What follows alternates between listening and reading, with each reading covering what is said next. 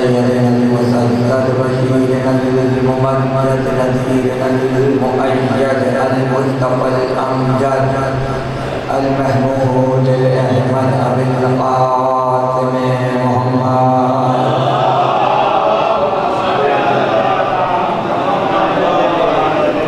آل بيته الطيبين الطاهرين المعصومين المظلومين الذين أذهب الله عنهم الرجس وطهرهم تطهيرا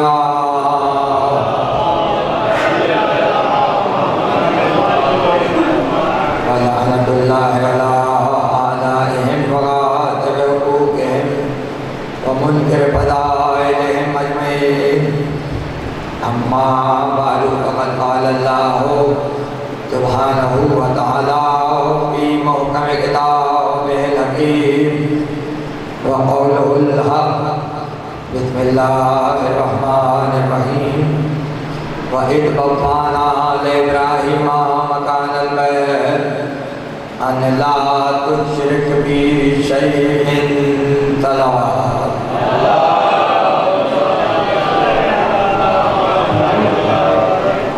ایک مرتبہ آواز بلند صلوات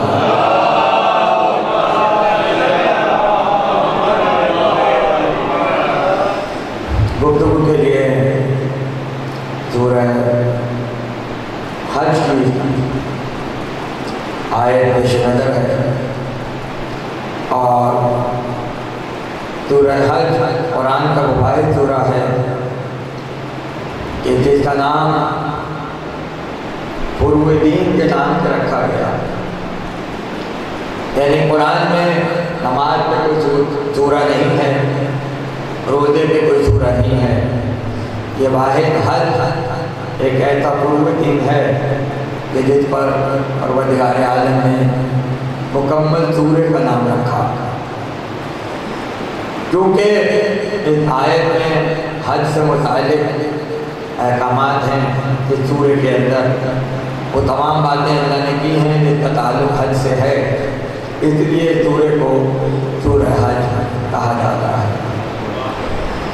جو آیت میں نے آپ کی خدمت میں تلاوت کرنے کا شرف حاصل کیا، اس آیت میں پروردگار عالم حضرت ابراہیم سے مخاطب ہے اور ارشاد رب العزت ہو رہا ہے وَإِذْ بَوَّأْنَا لِإِبْرَاهِيمَ مَكَانَ الْبَيْتِ أَن لَا تُشْرِكْ، اور جب ہم نے ابراہیم کو اپنے گھر کی جگہ بتا دی اور ابراہیم کو واضح طور پر یہ بتا دیا کہ ہمارا گھر کہاں پر بنایا جائے گا۔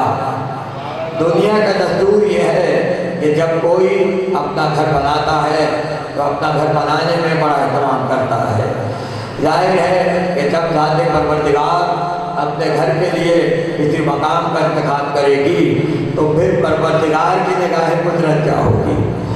اتنی اہمیت ہے اللہ کی نظر میں اپنے گھر کی کہ اللہ اپنے گھر کو کسی عام انسان سے نہیں بنواتا بلکہ اپنے خلیل کے ہاتھوں سے بنواتا ہے، اور جب خلیل کے ہاتھوں سے بنواتا ہے تو خلیل کو تاکید کی جاتی ہے کہ وہیں پر گھر بنانا جہاں پر ہم تمہیں گھر بنانے کا کہہ رہے ہیں۔ عجیب بات یہ ہے کہ جب گھر بنانے میں پروردگار اتنا اہتمام کرے تو جو گھر کے اندر آ جائے گا اس کے لیے اہتمام کیا ہوگا۔ اس لیے ارشاد فرمایا ابراہیم گھر وہیں بناؤ کہ جہاں ہم نے تمہیں حکم دیا ہے، نہ ذرا سا آگے بنے گا نہ ذرا سا پیچھے بنے گا، اور یہی وہ منزل تھی کہ جہاں اللہ نے اپنے خلیل سے مزدوروں والا کام کروایا اور یہ چاہا کہ ہمارا خلیل اینٹوں کو رکھے، اپنے ہاتھ سے گارے کو پھیلائے اور اس عالم میں سوائے اسماعیل کے اس کے ساتھ کوئی ہاتھ بڑھانے والا نہ ہو۔ میں یہ کہتا ہوں کہ قیامت تک جتنے مزدور مکان بنانے والے ہیں ان کے دلوں میں ایک بات رہ جاتی کہ ہم کوئی حقیر کام تو نہیں کر رہے، ہم کوئی ذلیل کام تو نہیں کر رہے، اللہ نے اپنے خلیل کے ہاتھوں سے کعبہ بنوا کر اس مزدوروں کا سر قیامت تک کے لیے فخر سے بلند کر دیا، تاکہ وہ یہ کہے کہ ہم وہی کام کر رہے ہیں جو خدا اپنے دوستوں کے ہاتھوں سے کروا رہا ہے، جو خدا اپنے دوستوں کے ہاتھوں سے کروا رہا ہے۔ میں نے شاید پہلے بھی اسی مقام پر کہا ہو، آج پھر کہہ رہا ہوں کہ یاد رکھیں کہ عمارت بنانے والا معمار کہلاتا ہے، بنانے والا معمار، بننے والی عمارت، اور جس پروسیس میں بنتی ہے اسے کہا جاتا ہے تعمیر۔ تو بنانے والا معمار ہے، بننے والی عمارت ہے، جو پروسیس ہے وہ تعمیر ہے۔ اب سنیے اگلا جملہ، جو مکان کو آباد کرے اسے عمران کہا جاتا ہے، جو مکان کو آباد کرے اسے عربی میں عمران کہتے ہیں۔ یہی وجہ ہے کہ یونیورسٹی میں شہروں کو بنانے اور آباد کرنے کے لیے جو علم پڑھایا جاتا ہے اسے علم عمرانیات کہا جاتا ہے، کیونکہ علم عمرانیات کا تعلق اس شعبے سے ہے کہ جب شہر بتایا جائے تو شہر میں ہسپتال کہاں پر ہو، تفریح کے مقامات کہاں ہو، بازار کہاں ہو، مکانات کس طریقے سے بنائے جائیں اور اس پر بھی کیٹیگری رکھی جائے، توجہ ہے۔ تو جو علم مکانات کو بنانے کے لیے استعمال ہو اسے علم عمرانیات کہا جاتا ہے۔ تو جو آپ کے شہر کو آباد کرے وہ آپ کا عمران ہے، تو آپ کے گھر کو آباد کرے وہ آپ کا عمران ہے۔ تو پھر اگر کوئی خانہ خدا کو آباد کر دے تو وہ خدا کا عمران کہلائے گا، اور اس کے لیے کم سے کم سورہ آل عمران تو قرآن میں آ جائے۔ لہذا ابراہیم معمار کعبہ تو ہیں مگر عمران کعبہ نہیں ہے۔ عمران کعبہ کا شرف کسی اور کے لیے ہے۔ اور اس کے بعد ارشاد ہوا، ابراہیم ہمارا گھر بناؤ، گھر بناؤ، ان لا تشرک بشیء، ذرہ برابر بھی شرک مت کرنا، ذرہ برابر بھی شرک مت کرنا۔ بھائی کتنی عجیب بات ہے، کتنی عجیب بات ہے، اللہ اپنا خلیل بھی بنائے، محبت بھی کرے، گھر بھی بنوائے، اور اس کے بعد کیا خبردار شرک مت کرنا۔ یہ بالکل ایسے ہی ہے، ہمارے دوست شرک فرمائے حسن عباس صاحب، میں کہوں آپ بہت ایماندار ہیں، چوری مت کیجیے گا، جتنی بیوقوفی کی بات ہے۔ میں کسی سے کہوں آپ بہت سچے ہیں، جھوٹ مت بولیے گا۔ آپ کہیں گے صاحب یا تو سچا کہتے ہیں جھوٹا کہتے ہیں، یا تو ایماندار کہتے ہیں یا جھوٹ کہتے ہیں، ایک نیام میں تو تلواریں نہیں رہتی ہیں۔ تو یہ کیسے ممکن ہے کہ اللہ اپنا خلیل بھی بنائے اور اس کے بعد یہ بھی کہے کہ ابراہیم خبردار شرک مت کرنا؟ تو اگر کوئی یہاں شرک کا یہ مطلب سمجھ رہا ہے کہ اللہ نے کہا ہماری ذات میں کسی کو شریک قرار مت دینا، اگر وہ یہ سمجھ رہا ہے تو سب سے پہلا مشرک وہ خود ہے، اس لیے کہ اجر الہی کہاں جائے گا، عصمت کہاں جائے گی اگر پیغمبر کے لیے ذرہ برابر بھی شرک کا شائبہ کر لیا جائے؟ تو پھر ماننا پڑے گا کہ یہاں شرک کے معنی وہ نہیں ہیں کہ جو آپ سمجھ رہے ہیں، بلکہ یہاں شرک کے معنی کچھ اور ہیں۔ اور پھر جب اس بات پر تحقیق ہو کہ یہاں پر شرک کے معنی کیا ہیں تو پھر بات یہاں تک پہنچے گی کہ یقیناً شرک کا مطلب یہ ہے کہ اللہ کی ذات میں کسی کو شریک قرار دیا جائے، لیکن شرک صرف توحید میں نہیں ہوتا، شرک رسالت میں بھی ہوتا ہے۔ نہیں غور فرمایا، شرک رسالت میں بھی ہوتا ہے۔ اب آپ کہیں گے رسالت میں شرک کیسے ہو سکتا ہے؟ سامنے کی مثال موجود ہے، صرف ابراہیم سے نہیں کہا گیا کہ شرک مت کرنا، पैगंबर इस्लाम से भी कहा गया लइन अशरकता लयहबतन्ना अमलुका वला तकुनन्ना मिनल खासिरीन। ऐ रसूल, अगर तुमने शिर्क किया तो हम तुम्हारे सारे अमाल ज़ाया कर देंगे। अगर तुमने शिर्क किया तो हम तुम्हारे सारे अमाल ज़ाया कर देंगे। अब जाहिर है कि यहाँ भी शिर्क की गुफ्तगू है और वहाँ भी शिर्क की गुफ्तगू है। अगर ये मसला हल हो गया तो फिर बात वाज़ेह हो जाएगी कि परवरदिगार कहना क्या चाहता है। ऐसे ही मौके पे तो वारिसाने कुरान काम आते हैं। पूछा गया इमाम जाफर सादिक दरवातुल्लाह व सलाम अलैहि, इमाम से पूछा गया कि मौला यहाँ शिर्क से क्या मुराद है? अल्लाह अपने हबीब से कह रहा है शिर्क बंद करना, क्या मतलब? इमाम ने कहा तुम क्या समझते हो? उसने कहा हम तो ये समझते हैं कि जो अल्लाह की दान में किसी को शरीक करे उस शिर्क का तज़किरा हो रहा है। तो इमाम ने फरमाया अगर तुम ये समझ रहे हो तो खुद तुम्हारा ईमान खतरे में है। उसने कहा क्या मतलब? का यहाँ तौहीद का शिर्क नहीं है। इमाम ने कहा यहाँ तौहीद का शिर्क नहीं है बल्कि यहाँ रिसालत और नबूवत का शिर्क है। उसने कहा क्या मतलब? इमाम ने कहा इसका मतलब ये है कि अगर अल्लाह अपने रसूल से ये कहे कि तुम्हें ये काम करना है और रसूल उस काम में किसी और को शामिल करने की कोशिश करे, उसे रिसालत का शिर्क कहा जाता है।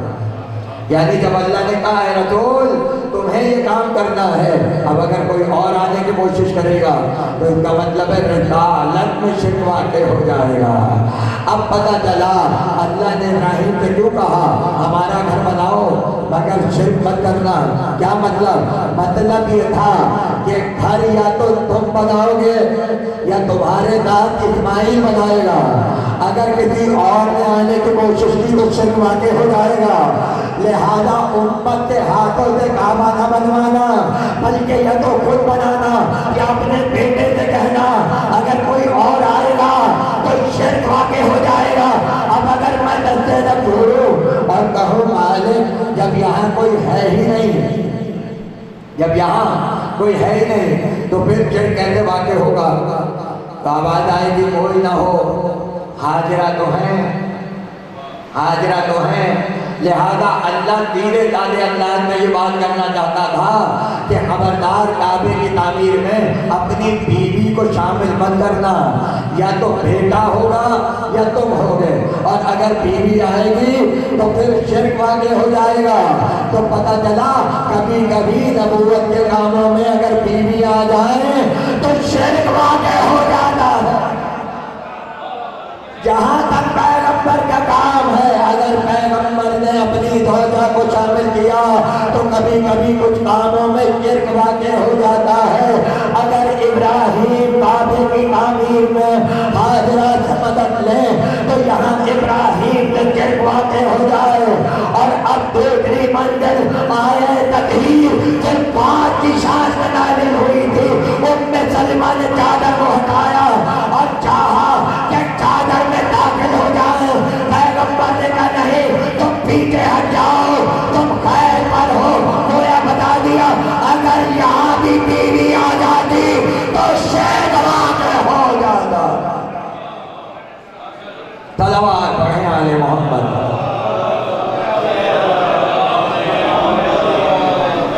तवज्जो है, जो काम नबी को करना तो नबी करेगा, उसमें कोई दूसरा शामिल होने की कोशिश न करे।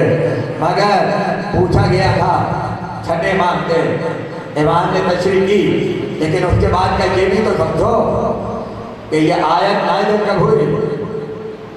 ये आयत नाज़िल कब हुई? रावी ने कहा कब नाज़िल हुई? कहने लगे जब गदीर में अली की विलायत का ऐलान कर चुके, जब गदीर में अली की विलायत का ऐलान कर चुके तो लोगों ने कहा कि पैगंबर ने मुहाजिरों में तो मौला बना दिया, अंसार में कोई मौला नहीं बनाया। पता चला ये मुहाजिर और गैर मुहाजिर का चक्कर है जो पैगंबर से चल रहा है। ذہانت تو دیکھیے، ذہانت نہیں جہالت. کہہ رہے ہیں کہ پیغمبر نے جو علی کو بنایا ہے، علی مہاجر اور ہمارے انصار بھی موجود ہیں، تو لہذا کیا ہی بہتر ہوتا کہ ایک مہاجر میں مولا ہوتا، ایک انصار میں مولا ہو جاتا. دونوں مسائل دونوں کے حل ہو جاتے ہیں. عبداللہ ابن عباس سامنے سے گزرے، جب گفتگو کو سنا تو انہوں نے کہا آپ پیغمبر کے نجداد بھائی ہیں، جا کر ہمارا پیغام رسول تک پہنچا دیں. آپ نے علی کو مہاجروں میں مولا بنا دیا، کیا ہی بہتر ہے اگر انصار میں بھی ایک مولا بنا دیا جائے. ایک مرتبہ چلے پیغمبر کے پاس آئے اور آ کر کہا یا رسول اللہ، لوگ آپس میں اس طرح کی گفتگو کر رہے ہیں کہ کیا ہی بہتر تھا کہ اگر آپ ایک اور مولا بنا دیتے انصار میں تو وہ مہاجر کے مولا علی ہو جاتے، انصار کے مولا کوئی اور ہو جاتے.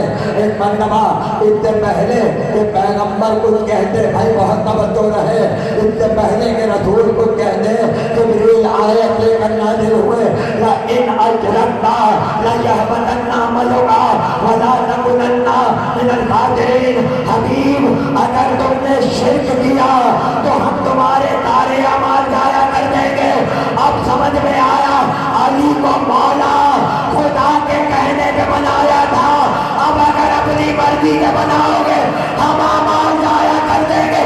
بھائی جملہ ضائع لگا، پتا چلا جو علی کے علاوہ کسی اور کو مانے وہ بھی مشرک ہے.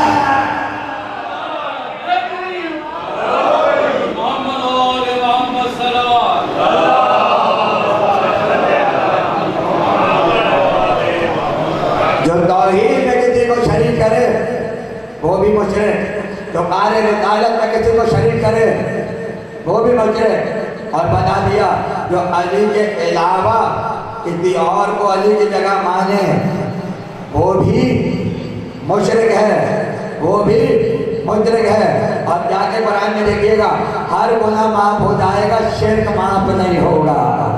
یعنی بتلا دیا ہم حدود دین اور فروع دین کے گناہ معاف کر دیں گے مگر علی کی ولایت کے گناہگار کا گناہ معاف نہیں کریں گے. جو یہاں نبی مارے وہ بھی مشرک ہے، وہ بھی مشرک ہے.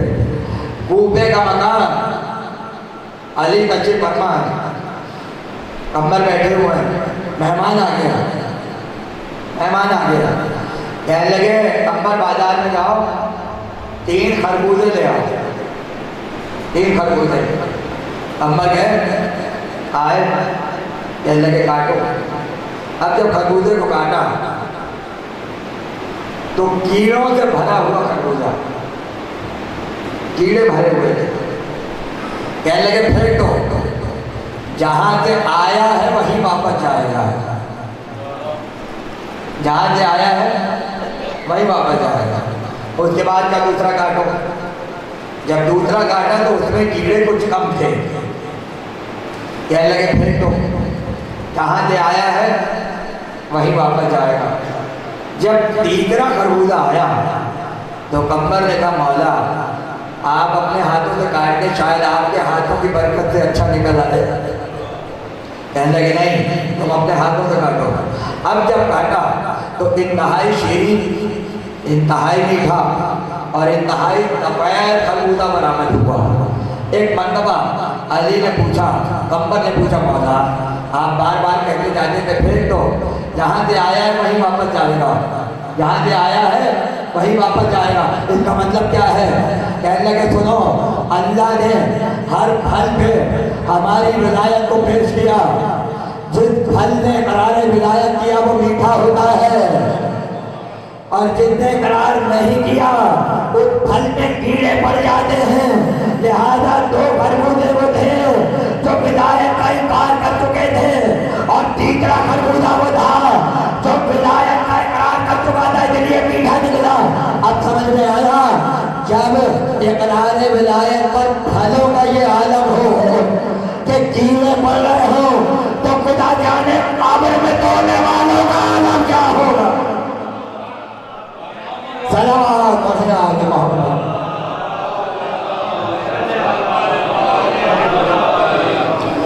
قبر میں توڑنے والوں کا عالم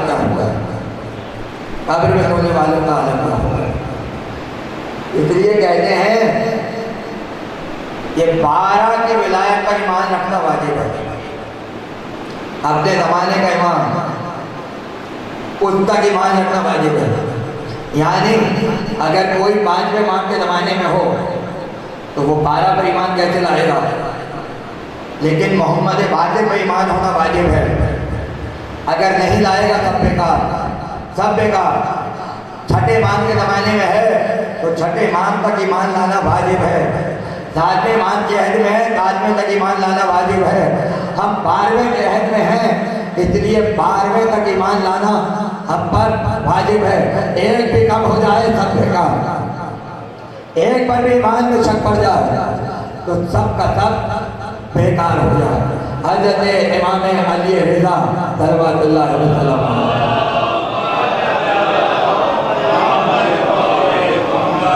امام کے زمانے میں توجہ چاہتا ہوں پوری. امام رضا کے بعد ایک فرقہ وجود میں آیا امام مرشد کاظم کے بعد. اس کا نام ہے فرقہ واقفیہ. فرقہ واقفیہ. اس فرقے کا ایمان یہ تھا کہ مہدی جو ہے وہ امام مرشد کاظم ہے،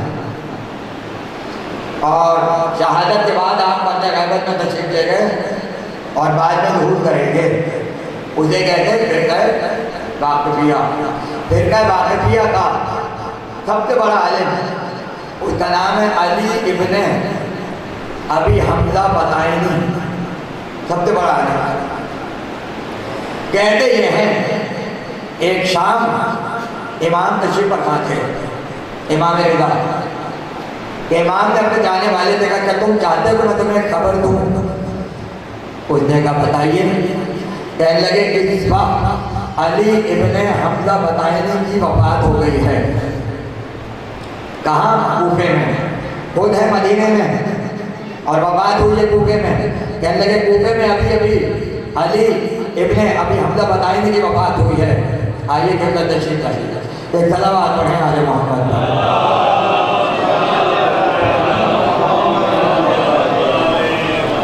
اس کے بعد کہنے لگے جب تھوڑی دیر گزری کہنے لگے اب اسے غسل دیا جا رہا ہے. اس کے بعد تھوڑی دیر بعد کہا اب اسے کفن پہنایا جا رہا ہے. پھر تھوڑی دیر گزری کہنے لگے اب اس کی میت کو تابوت میں رکھ کے قبرستان لے جا رہے ہیں.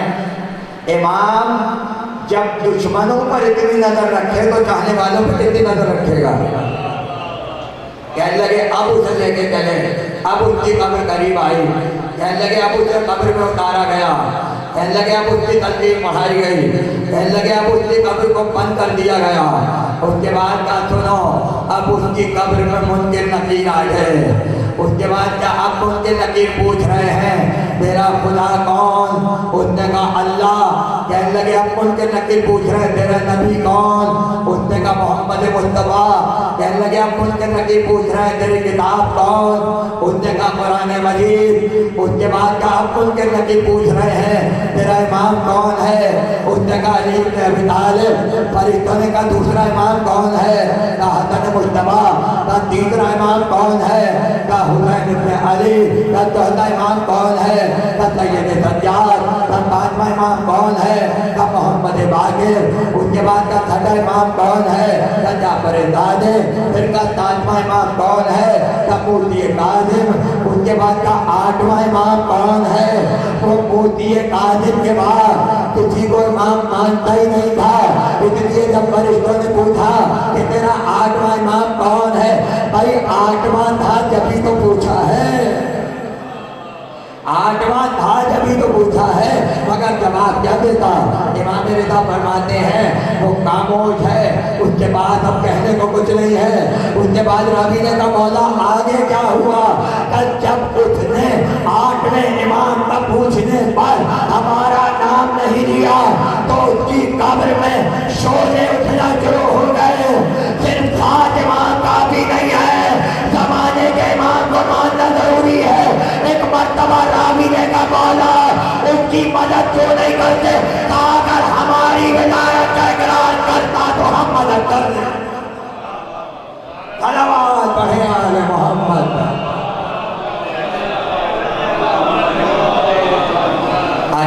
हमारी विलायत का इकरार कर लेता तो हम उससे काम आ जाते हैं। तो पता चला 7वें तक मामला पूरा नहीं हुआ। ज़माने के इमाम की विलायत का इकरार वाजिब था, इसलिए क़यामत तक के लिए पैगाम ले गए कि ज़माने के इमाम पर ईमान लाना वाजिब है। इसलिए हम उस मंजिल पर हैं कि हम जब तक 12 का नाम न ले लें उस वक्त तक ईमान मुकम्मल नहीं होता। है तो मुसाफिर, मगर अपनी किताब में एक ऐसी बात लिख दिया कि कभी कभी अल्लाह दुश्मनों के कलम से भी बहुत से बधाई लिखवा देता है। नाइबान पहन जी फरमान, इब्न बतूता का नाम किसने भी सुना होगा। इब्न बतूता आलिम नहीं है, अहले सुन्नत का ताल्लुक जरूर है, ना वो मुहद्दिस है ना वो आलिम है, मगर है तो मुसाफिर। पूरी दुनिया में फिरा, जहाँ गया वहाँ के हालात लिखे, क्या देखा क्या हुआ। आज से तकरीबन 700 साल पहले इब्न बतूता गुजरा है। तो जो दुनिया में हर जगह फिरेगा वो नजफ नहीं जाएगा। नजफ पहुंचा, और नजफ कब पहुंचा? 27 रजब की 27 तारीख को। कहता है कि जब मैं अली के रौज़े में दाखिल हुआ तो मैंने देखा कि पूरा रौज़ा दायरों से भरा हुआ था। रजब की बड़ी मखसूसियों में से एक मखसूसी है 27 रजब, जिसको शब बेसन कहा जाता है। और मुझे 3-4 मरतबा शरफ हासिल हुआ 27 रजब पे करने का। बहुत मजमा होता है और बहुत इज्जत अच्छी फरमा है और बड़े अमाल हैं वहाँ के, और यानी नूर बरस रहा होता है। वो कैफियत बयान के बाहर है कि जो 27 रजब को अली के रौज़े पर होती है। खुदा करे आप जाएं और जाकर देखें, जब जाएं तो ये वाक़या ध्यान में रखिएगा। इब्न बतूता अहले सुन्नत है, ना आलिम है, ना मुहद्दिस है, ना फ़क़ीह है, मगर अपनी किताब में ऐसी बात लिख गया, ये पूरा सफ़रनामा एक तरफ और ये जुमला एक तरफ जो मैं आपको सुना रहा हूँ। कहता है कि मरीजों को अली की जरी से बांधा जा रहा था और मैं देख रहा था कि मरीजों की आंखें बंद थीं और उनके हाथों में जंजीर बांधकर अली की जरी से बांधा जा रहा था। जैसे जैसे फजर का वक्त करीब आता था तो मरीज शिफायाब होते जाते थे, मरीज शिफायाब होते जाते थे। वो बयान करता है, मैंने अपनी आंखों से देखा कि एक मरीज की आंखें बंद थी, मरीज की आंखें बंद थी। फजर का वक्त करीब आया, जैसे ही उसको शिफा हुई उसकी आंख खुली और उसने आंख खोलते कहा, अशहदु अन्ना अली वलीउल्लाह, अली का मानने वाला नहीं है मगर फिर भी उजरत लेकर आने विलायत करवा दूंगा।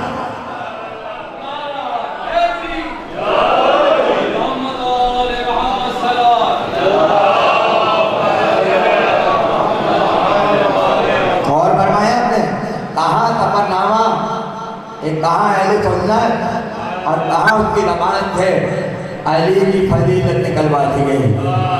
बड़े बड़े मौलवियों ने टीवी पर बैठकर कहा, हम शियों की आज़ान थे, अशहदु अन्ना अली वलीउल्लाह व खलीफत रसूलुल्लाह व खलीफतहु बिला फजल निकलवा देंगे आज़ान से।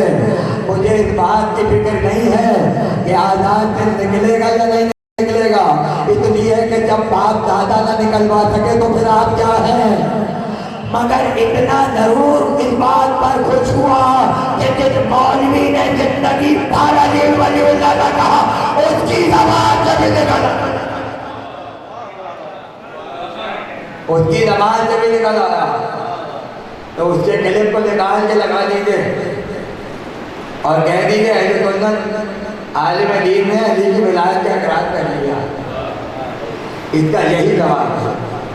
जो निकलवाना चाहते थे वो खुद अपनी ज़बान से इकरार कर बैठे। इसलिए हमारी 1400 साल पुरानी तारीख है। हम एक लम्हे के लिए भी अकीदे का सौदा नहीं कर सकते। اور ایسی موقع پہ تقیہ بھی نہیں ہوتا. قبلہ دشِ فرما ہے. تقیے کے اصول ہیں کہاں پہ کرنا ہے اور کہاں پہ نہیں کرنا ہے. اللہ نے اس سے بہتر ڈھال کیا ہوتی کہ ایمان اور دین اور جان بچانے کے لیے تقیہ اختیار کر لیا جائے. مگر تقیہ وہاں ہوگا کہ جہاں جان بچنے کے بعد بھی علی کی ولایت بچ رہی ہو, جہاں جان جانے کے بعد ولایت کو خطرہ ہو, وہاں پر تقیہ نہیں ہوتا, وہاں جان دے دی جاتی ہے. اس لیے نہ عمر نے تقیہ کیا, نہ عبید نے کیا, نہ میثق نے کیا, نہ قادر نہ شوچری نے تقیہ. انہوں نے جان دے دی مگر تاریخ میں اپنا نام لکھوا گئے اور بتایا ہم ایسا نہیں کریں گے.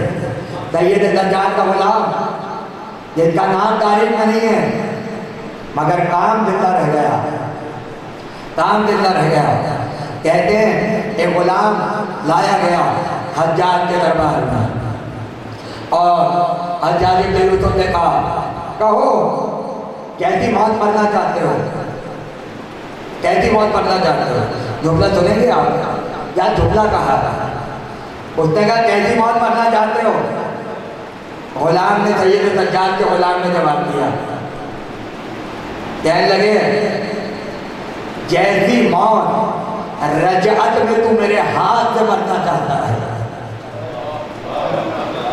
نہیں وہ فرمایا جو ظالم جس انداز سے قتل کرے گا رجعت میں مظلوم اسی انداز میں ظالم کو قتل کرے گا. اس نے کہا کیسی موت مرنا چاہتے ہو. جس طرح تم رجعت میں میرے ہاتھ سے مرنا چاہتے ہو ویسی موت میرے لیے پسند کر لو. حجاج نے جلاد کو حکم دیا کہ اس کی گردن پہ تلوار پھیر دی جائے. جلاد آگے بڑھا, تلوار چل رہی ہے, گردن کٹ رہی ہے اور ایسے عالم میں لب ہل رہے ہیں, کچھ بولتا ہوا محسوس ہو رہا ہے.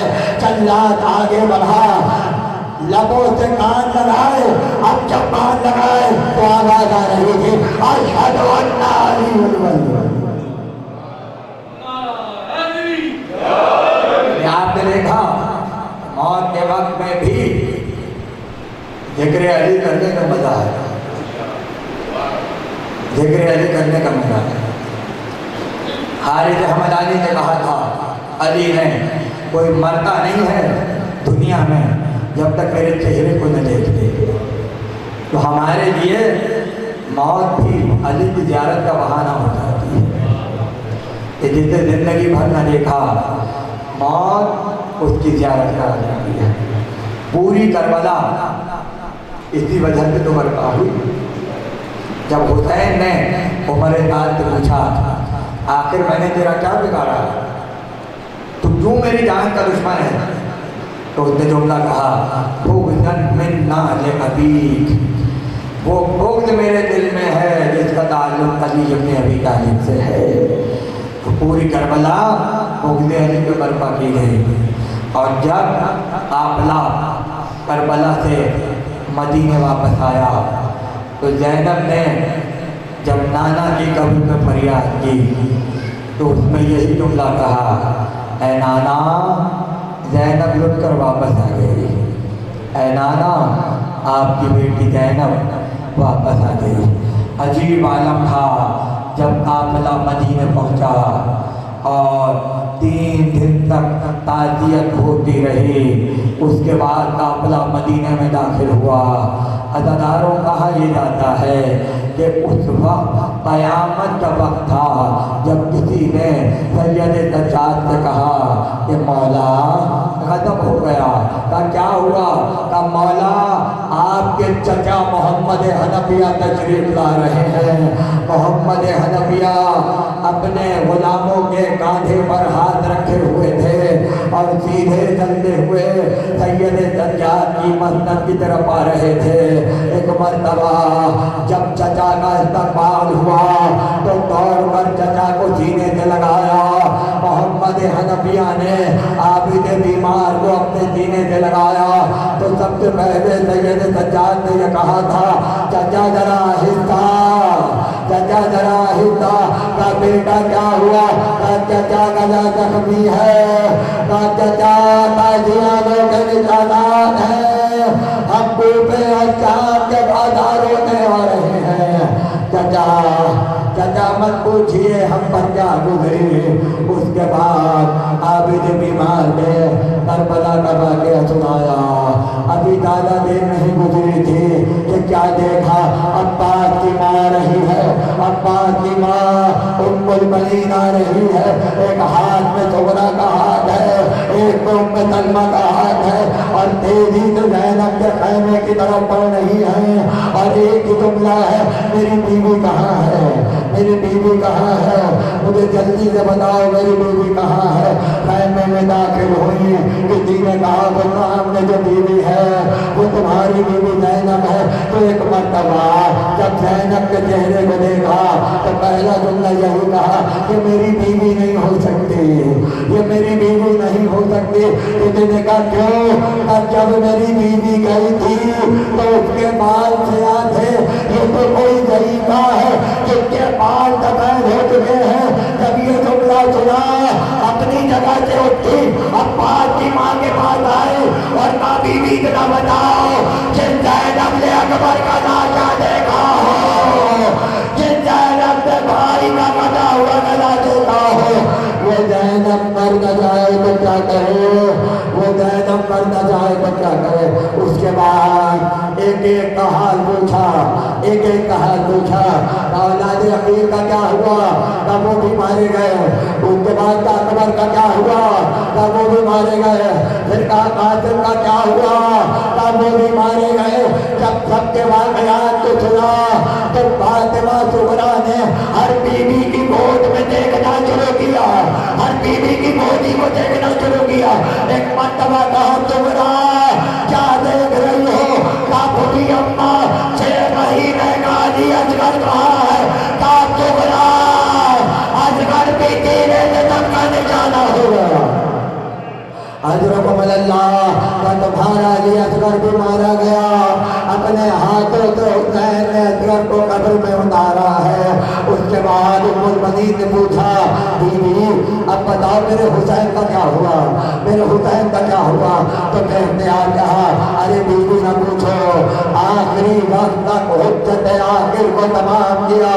اس کے بعد کہا بیوی میرا بھائی ایسا لڑا ہے، ایسا لڑا ہے کہ میں طرح پر تھا، میں طرح کر میں لشکر پر تھا، حسین کا مقابلہ کوئی نہیں کروا رہا تھا، مگر ہاں جبریل آئے اور جبریل نے آ کر کہا حسین کب تک لڑو گے، کب تک لڑو گے؟